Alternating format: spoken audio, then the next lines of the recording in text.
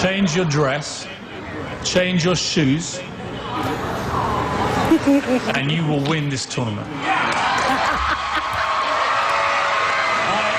And indeed she did. That was fun times from America's Got Talent with Brandy, David Hasselhoff and myself, having a blast during the first season of that show in 2006. And I'm back with Brandy for the first time. I haven't seen you since 2006. I know, it's good to see you. And you haven't changed a bit. And you haven't either. Don't lie. You're just a lot more successful. I love that. What I love about that clip was, I was right, that girl did win that year. She did. Bianca Ryan, the voice of an angel. Amazing. You were right about her shoes and dress. Yes, I was. It was a little mean. I was always right. You were right, you were. You were 99% right. I used to always tell you that. Now, how have you been?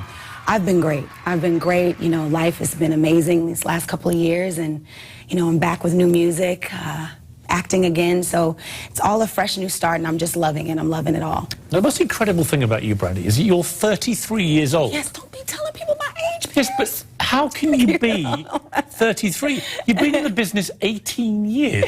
Yes. You don't even look 18. Good. You have weathered like a fine Chateau Latour 61. Thank you. Thank you very much.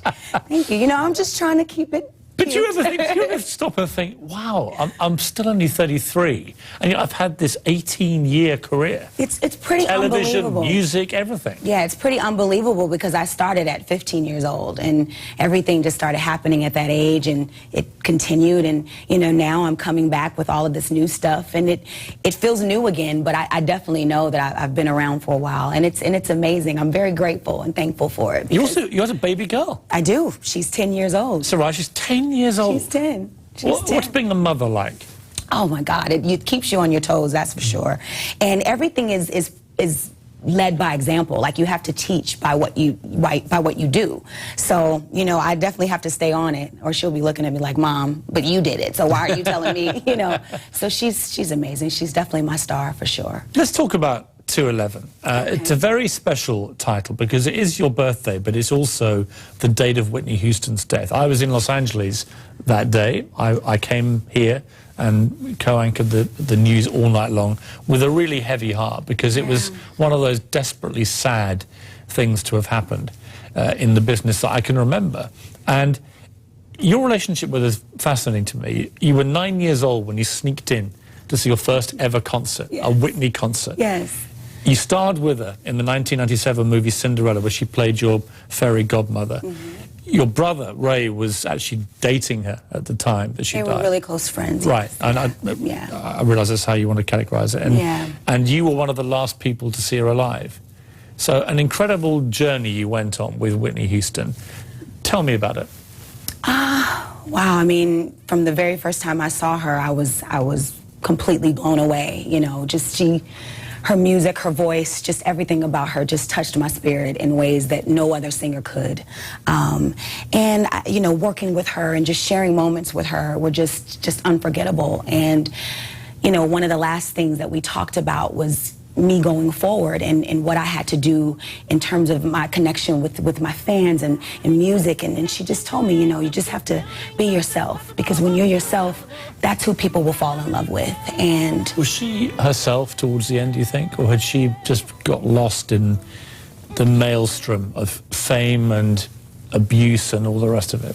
One of the things that I can't put my mind around is where she really was, because, you know, at the end of her life, I wasn't there. I wasn't around. You know, I didn't talk to her as much, which is one of the reasons why it was so hard for me to get, you know, over her passing, is because I felt like I wasn't there enough for her at the end of her life. And I have no clue where she was mentally or spiritually. I don't know. What many of her friends told me at the time, and I interviewed many of them on this show, was that you couldn't underestimate how big a blow it was to her to lose the voice, the power that she had, the inability in stage shows to hit the big notes anymore for I Will Always Love You and so on.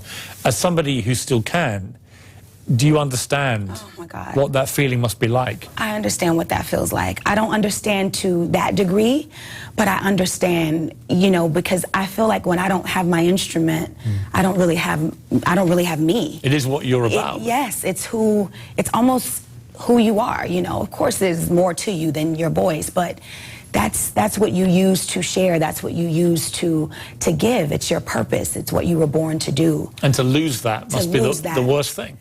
Yeah, it probably drove her insane. It probably drove her insane. Where were you when you heard the news? And how did you hear it? I was actually in the same hotel that she passed in. At the Beverly Hilton? Yes, and we were all getting ready for the Clive Grammy party, yes. And I was in my room getting ready. But the strange thing is, right before I started to get ready, there was this guy and a paramedics guy in the elevator. And they were like, hurry up, she's not breathing, she's not breathing. And later on to find out they were talking about Whitney, I was like, whoa, like this is crazy. And my mom calls me and tells me that she passed. And I couldn't believe it. I was like, no way, you know. And I fell to the floor in tears and had been crying for weeks and months after that. Really? Yeah. It hit you that bad? It hit me. It just hit me in ways I can't even explain. How's Ray doing? Because he was very close to her. Ray has been going through it, you know. He really has been going through it. But, you know, every time we go through something, we always stick to who we are as family. And, you know, so we've been there for him. But he's been silent about everything and, you know, just taking his time with it. So, very, very tough thing to deal with. Yeah, very tough thing to deal with.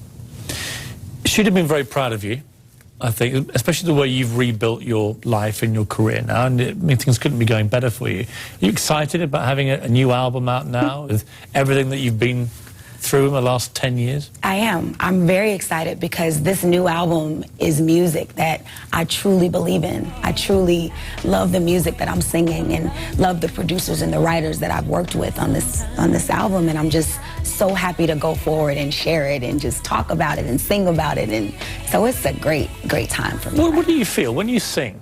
What do you feel? Oh, I feel everything. I feel all the emotions that's inside of me. I feel, especially when I'm singing in front of people, I feel their emotions when, you know, they're giving me that love that I need to kind of give them back the love. And, you know, so it's just a lot. It's a lot. It's the best way I can express myself. It's therapeutic music. It's a fantastic album. It's great to see you again. Thank you so much. And it's been too long. Let's catch up again soon. Please. Lovely to see you. You too. Brandy, we'll be right back.